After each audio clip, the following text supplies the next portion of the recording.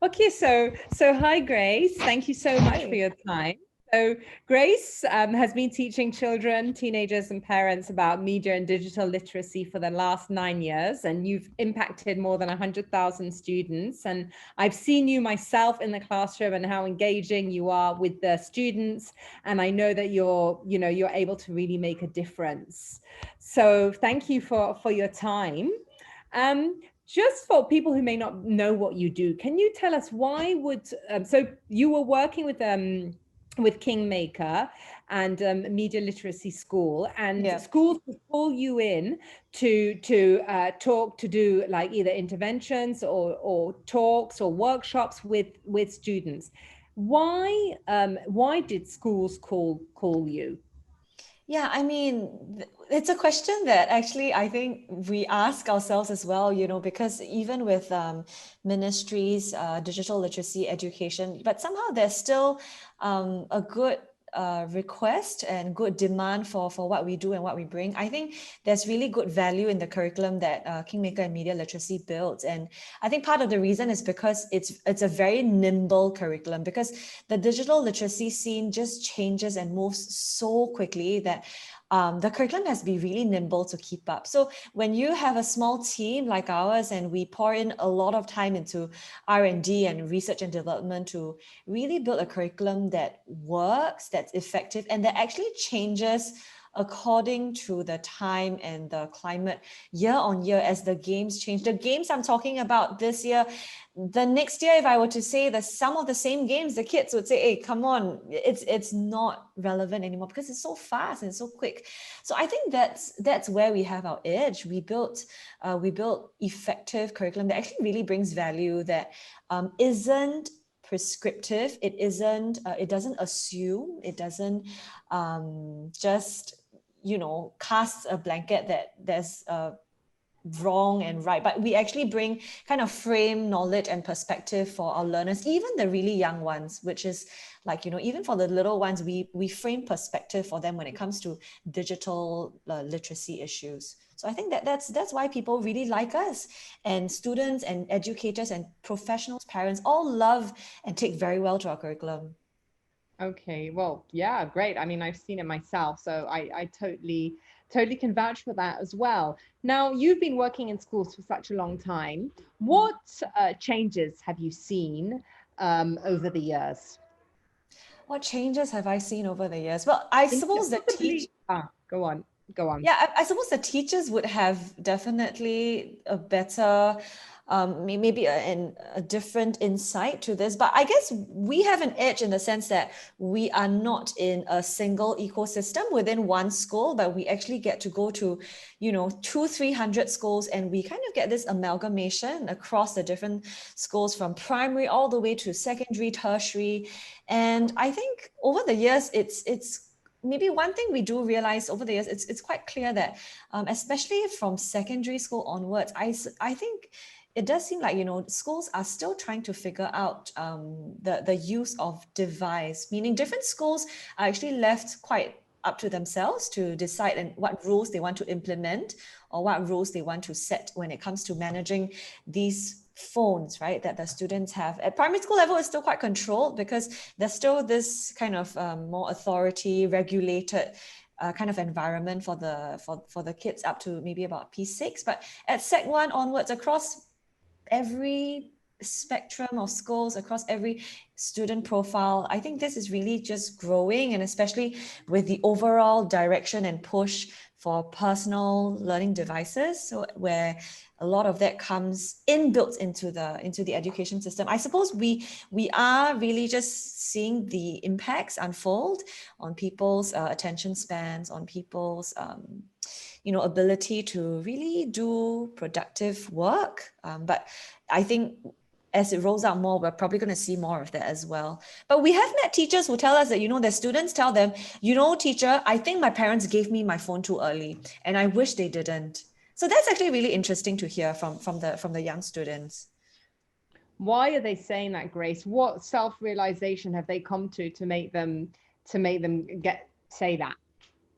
Yeah, I mean, one of our very popular topic modules is multitasking, so media multitasking. So as soon as you get on the computer, as soon as you get on digital device, you're trying to do your work, or you've got something, just a screen running in the background, the effects that come up, right? So we don't just come in and say, okay, you know what, just using your phones is bad, using your laptop, you're distracted all the time. We don't. We basically show them the scientific research that is poured into this whole field of attention study. So, the different implications on your attention, on mistakes, and we bring them through games, through magic video clips and all that.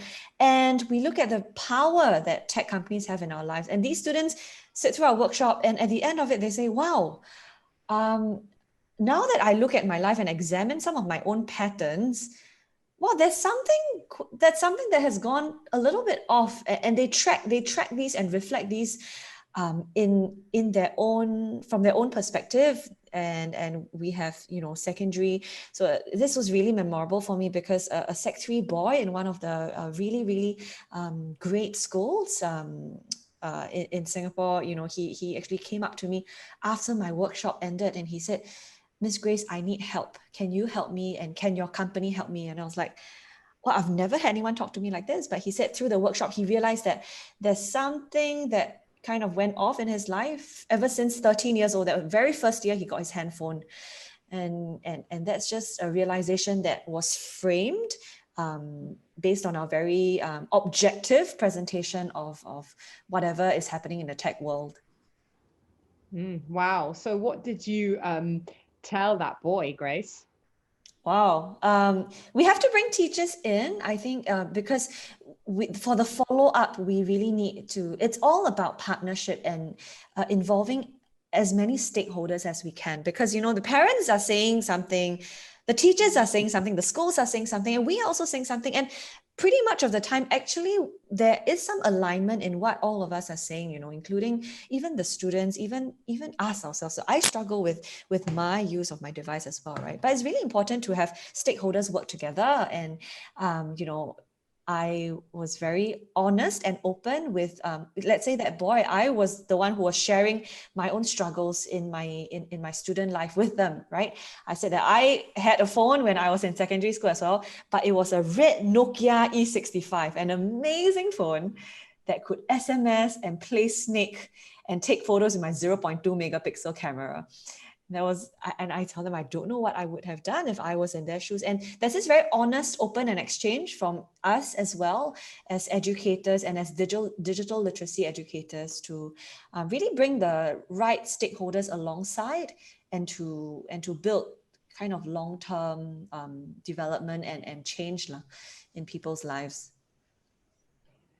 So so going to the expanding a bit on this relationship with devices, which is, and what is a healthy relationship with a device versus an unhealthy relationship? Is it that black and white?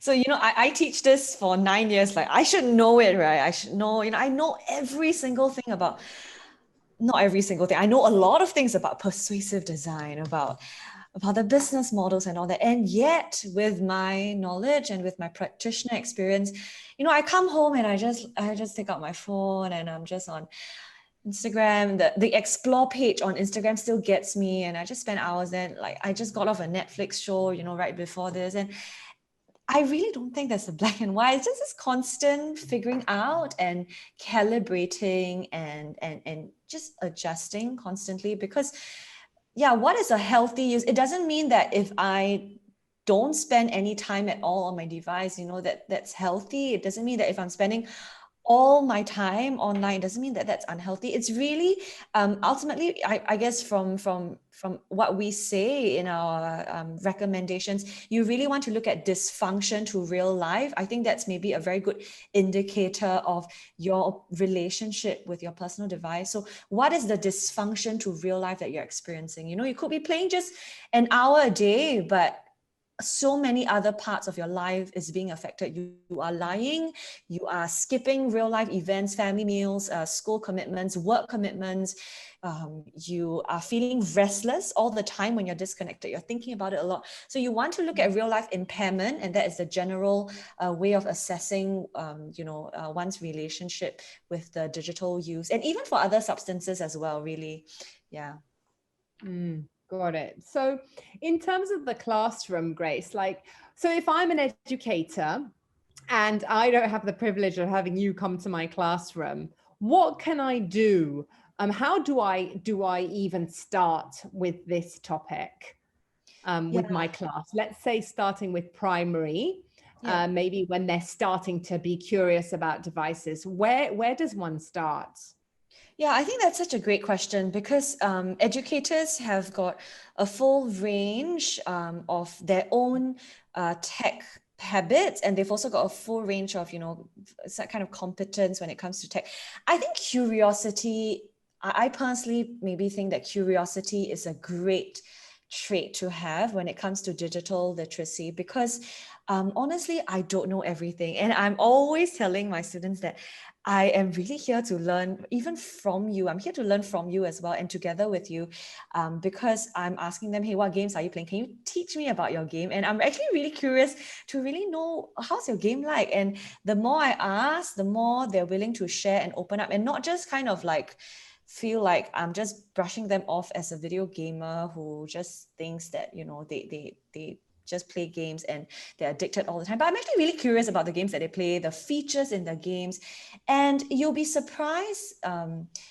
It's always, I do get this sense that the young people are quite surprised by my attitude and my curiosity, and it's a very refreshing attitude that they have from an adult. We're like, wow, sure, you play games, ah? They ask me questions like that. And honestly, I don't. I'm terrible at games. I'm so bad at it. But Joe, you play games like that? Yeah, maybe, and just get the conversation going, and to keep the conversation and communication open, so that and we get the children to also write, these accountability names, so that we say, if you ever see any harmful content online, if you see something that you're not sure of, a stranger is talking to you, do you have an adult that you can actually talk to? Is there an open communication line, someone that there is some degree of accountability to? I want to just keep the accountability communication line open, so that they'll be actually willing to come forward and to be a bit more honest with some of the things that are happening there. And yeah, there's a lot of things that we don't know, and we are learning from them and figuring out as well. So I love that idea about curiosity. So my question is, what are, let's look at primary, young kids curious about when it comes to that world of devices? What are they actually curious about? What are they curious about? So I think it depends on their exposure. It depends on the level of freedom that they have with the device. So I suppose it starts a lot by mirroring, so some of the things that they see, right? So if my parents are on WhatsApp, on Instagram, my parents are Mobile Legends, that's the platform that they naturally kind of get onto quite naturally as well. So my little niece, she's in primary school, so she plays Mobile Legends now because her mom does. And so there's that kind of, hey, what you doing? I want to be a part of that. And when it comes to YouTube is certainly one of the biggest components of screen time for primary schoolers. So when it comes to video watching, so they start searching certain things in the search bar. And I think that is always where I feel very strongly for, because I have seen my niece, right, type in on trying to search for like Peppa Pig last time.